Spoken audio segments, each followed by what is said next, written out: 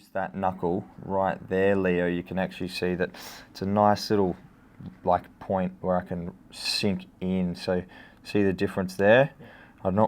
Don't normally do that in my treatment, but just to showcase how you can, if you are wanting to do this on your partner, how to do it and all these little techniques. G'day guys, Das the Ninja here. Today we're going to be treating Ninja's anterior neck. So the front of his neck, his lateral side of his neck as well, his sternocleidomastoid, which is quite pronounced on Ninja.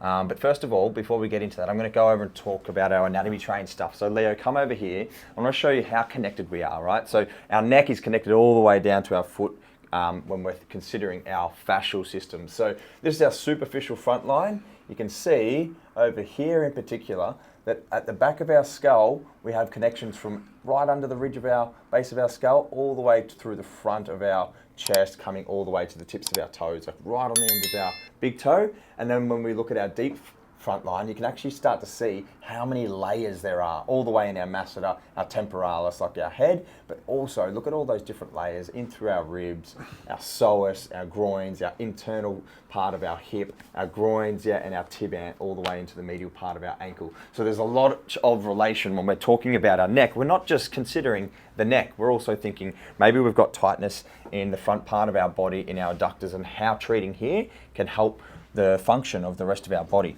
So Ninja's just given me some tips. He reckons less wax when we're treating the anterior part of the neck so we can get more drag and more purchase of the fascia, which we're going to be focusing mostly on today. Yeah, we're going to hit some muscles as well, but the fascia is probably the more important area in our neck where we find we get the most dehydrated, which can end up, you know, with things like headaches or just lack of range of motion. So what I like to do with my treatment when I'm treating anterior neck is just passively go through some range of motion. So first of all, have a little bit of thing here. What we like to see is our chin actually being able to touch our chest. If you can't touch your chest to your chin, which I'm very close there, I'd say that's just off a pass, then you actually don't have full range.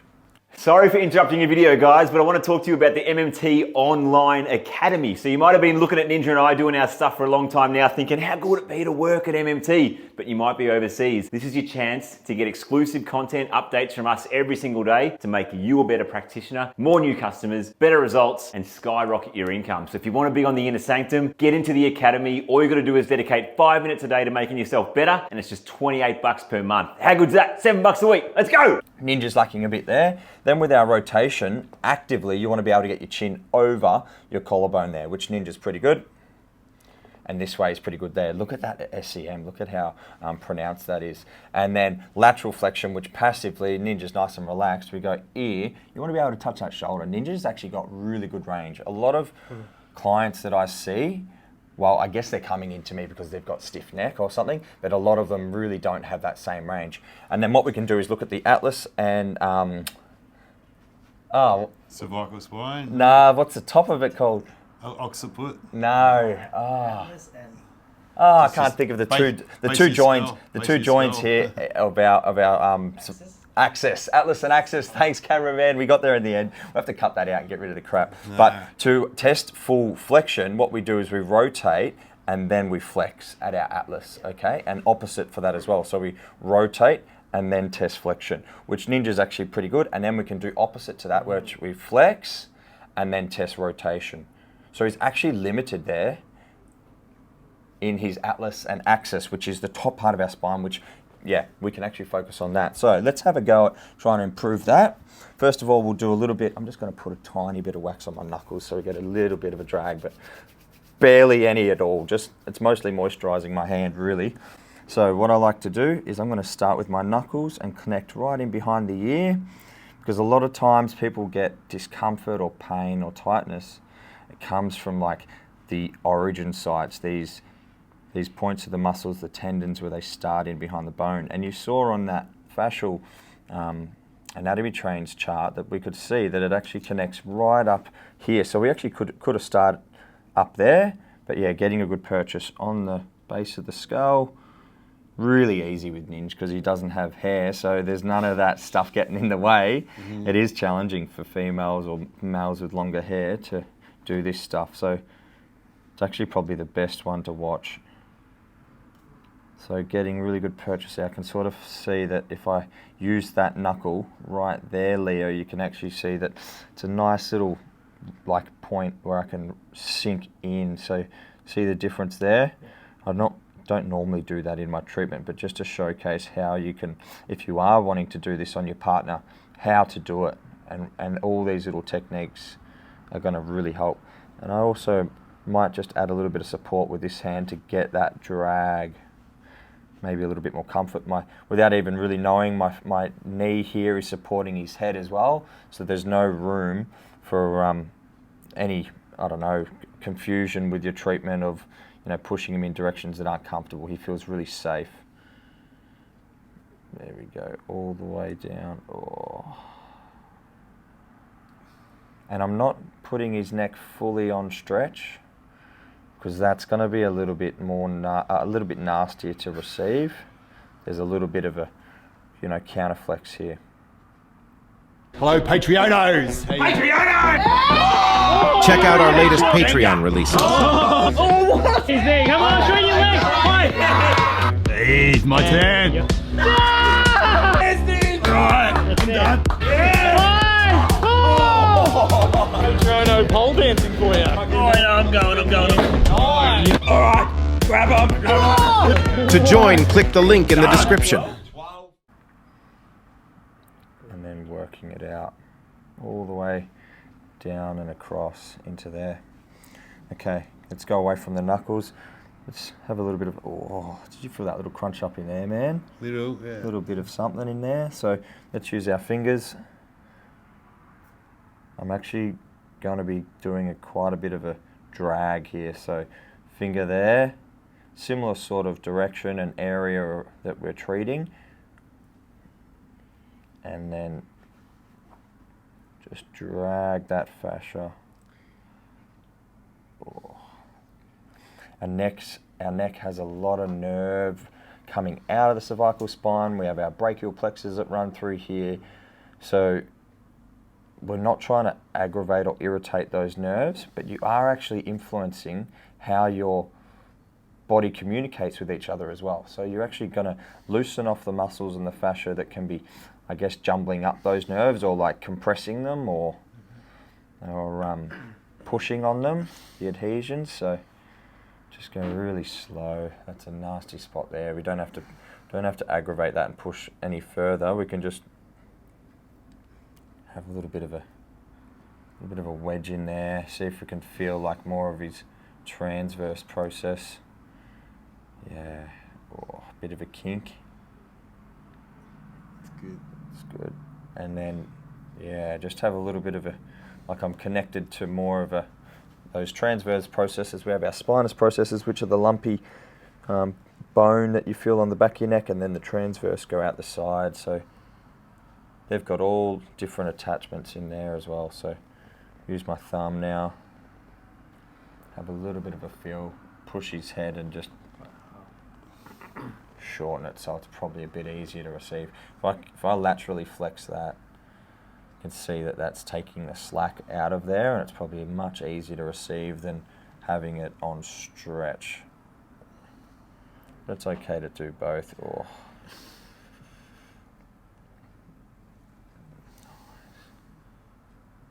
So just below his SCM there is a nice little bunker for, I guess, blood flow to become stagnant and a bit blocked in there. I'm going to double thumb it here and have a play around with that first rib. So just off the collarbone, the clavicle, again, lots. You got your radial nerve that runs through here. So we're not doing too much pressure. I can actually feel that nerve right there. So it's okay to push on those. They're strong. And then just cleaning all the way down that collarbone. A little bit more in there as well. So scalenes, anterior scalenes, we have all those that run through this area. Got splenius cervicus and capitis that are not far from this, and then also we're influencing the upper trap, as well as the fascial system. And then, yeah, you can have a little bit more of a, probably want to grab a tiny bit of wax and get that area there, take the slack off his neck. And you saw that that front line is all coming through the front of that pec and sternum. So there we are there. I might stand up and do the same thing here.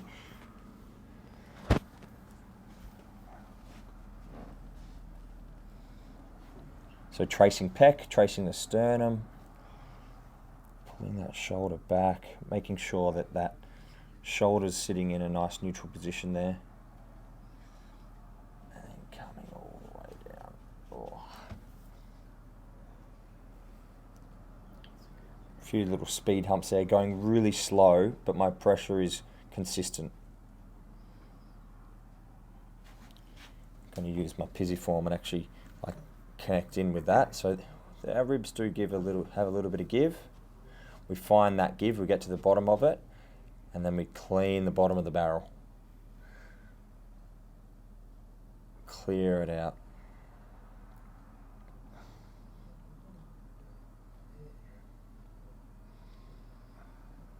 Nice. And if I wanted to, I could spend almost an hour. I've taken it, Ninja, all good. I could spend almost an hour treating just this one side all the way through the ribs, go through those groins, go through the front of the quad into the tib ant and follow that superficial front line or the deep front line.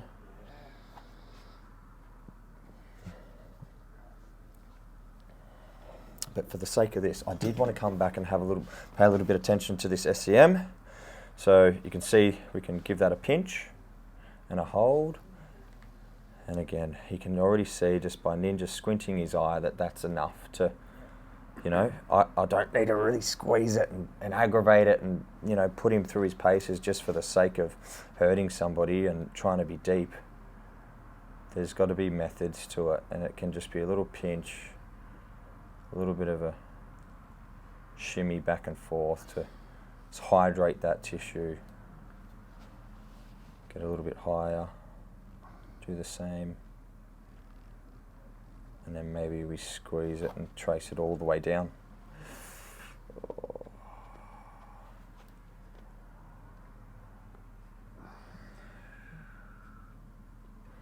You will not harm somebody by treating people slow, being really precise and thorough with your treatment, and going, yeah, but it's the pace of your treatment that is the most important. If I come in here and started to do this wishy-washy and you know, got really quick, you're probably going to aggravate it and irritate it and make things worse. All right, what I want to try and do now, that atlas and axis is right up, so cervical spine, we rotate it, it's right up here. Let's see if we can have a little bit of a play around at getting his flexion and rotation to move a little bit better in this higher neck. So it's probably about there. And suboccipitals. So with our suboccipitals, what we're considering is people are, we're always trying to like find the horizon, right? Like our eyesight is generally at that height. But the issue is we're looking down for so long that our cervical spine goes into too much flexion, and then we've got this curve. So we're doing that, and then we're curving, and it looks like this forward head posture. So these suboccipitals are constantly aggravated because they do that last degree of extension in our neck. So we're here, looking down, then we want to look there, and we end up with this kink in our neck. And that's why these suboccipitals are such a money spot for us to treat, because it's just obvious that our postures have started to transform or change because of our habits and the way we move and the way we look at things, and we're so attached to our phones and our laptops and watching TV and screen time or whatever. So suboccipitals are always going to be filled with little trigger points and adhesions and build-ups because of the way society's evolved. Things have changed and adapted. Our postures are adapting to the change. So think of what's short and tight, our suboccipitals. That's going to be restricting our joints from moving and operating the way that we want them to. So just pushing up here, getting some blood flow, melting away that tissue and those adhesions that are really tight and nasty. So I can even go higher into that and maybe even work on top of the skull. So there's like the ridge, I'm off that now. This is where you're going to be getting some true fascial stuff on the skull and up. How's that feel, man? Yeah. Feels all right? Yeah, it's good, man. Probably don't want to spend too much time here because you can see how much rotation and kink I've put to his neck. So to continue treating that, I can actually get my fingers and be in a more neutral spot there, and maybe just you can't see much there, but Leo, if you come and have a quick look, I'm more like that, and then here. So it's much more conscious of his posture and considerate, rather than, because if we did that for too long and then he gets up, he's like, oh, it's like holding your neck in one spot for too long, end up with all these little kinks. So this is more of a drag, pull that skull, get a little bit of extension to really hook under it. You can see that I'm actually really trying to extend that. This is going to be working as like a decompressing treatment as well. Like you're trying to open up the space between the joints from all that compression, that gravity that's forced our head down.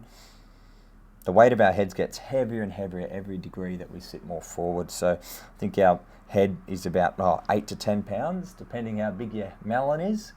But every 5 degrees that our head shifts forward, it triples in weight. So it's quite a lot. It goes from 10 pounds to 30 pounds to 60 to 90 pounds pretty bloody quickly. And that's a lot of strain on these muscles.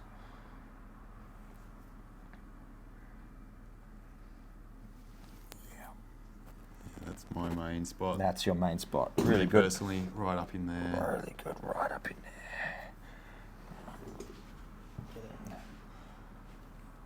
And the fascia goes up over the skull as well. Yeah. You were saying.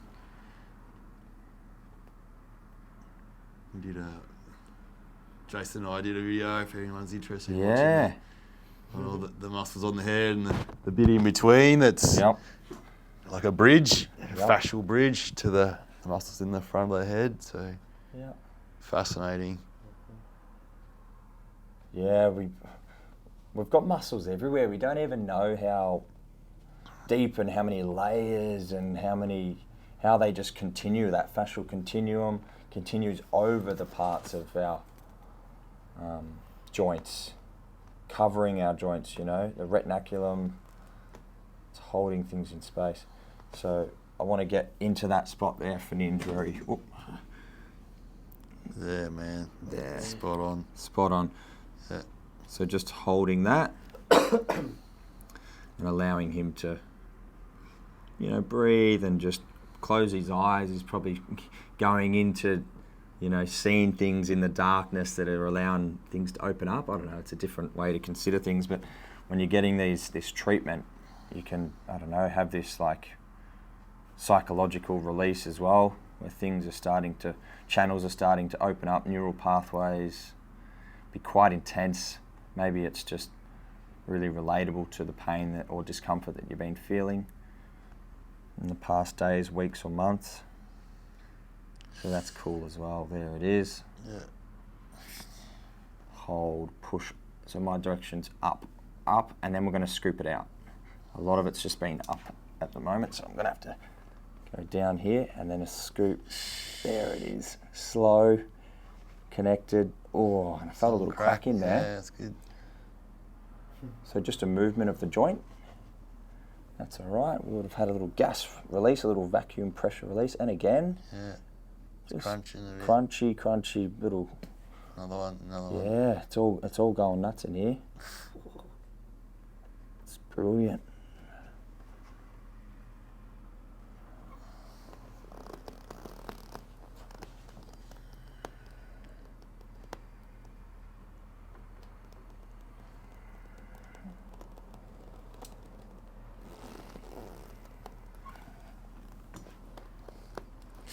Yeah, man. Yeah. The knuckles. All right. Knuckles just connected something straight in there.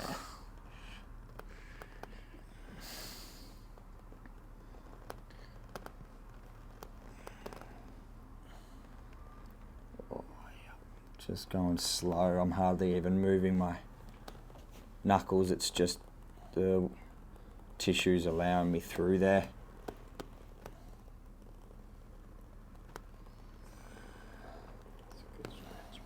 Good stretch.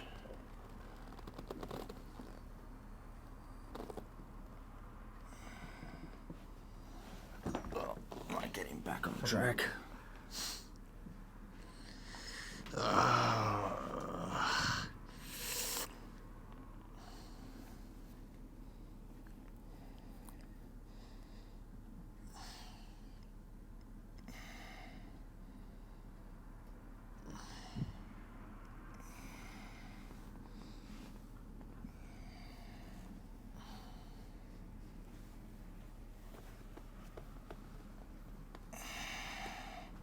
Just going on a little bit of a tangent here, trying to focus on, you know, the individual, focus on where Ninja's feeling the most tightness, and yeah, for viewers, I guess you can just watch.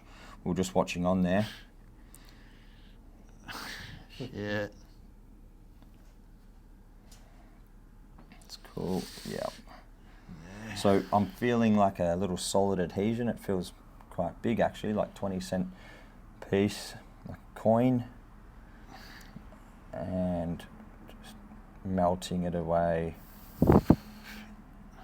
Yeah, the neck is intense to treat and have treated. So just got to work with the client. Brilliant.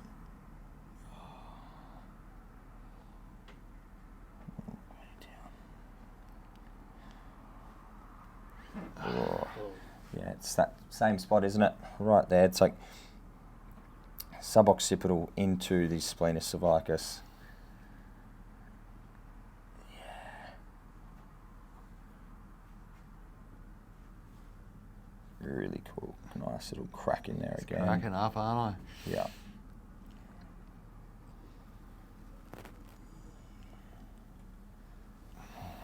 Might come out of that. So for the sake of the video, we have only treated this right side. We would treat both sides. Just want to have a little feel though, just after I do a few of these little drags, how that atlas and axis, we finally got there in the end, feels. So we're going to check this side. We're fully flexing, and this is how we test, is we rotate. Yeah, that's really good.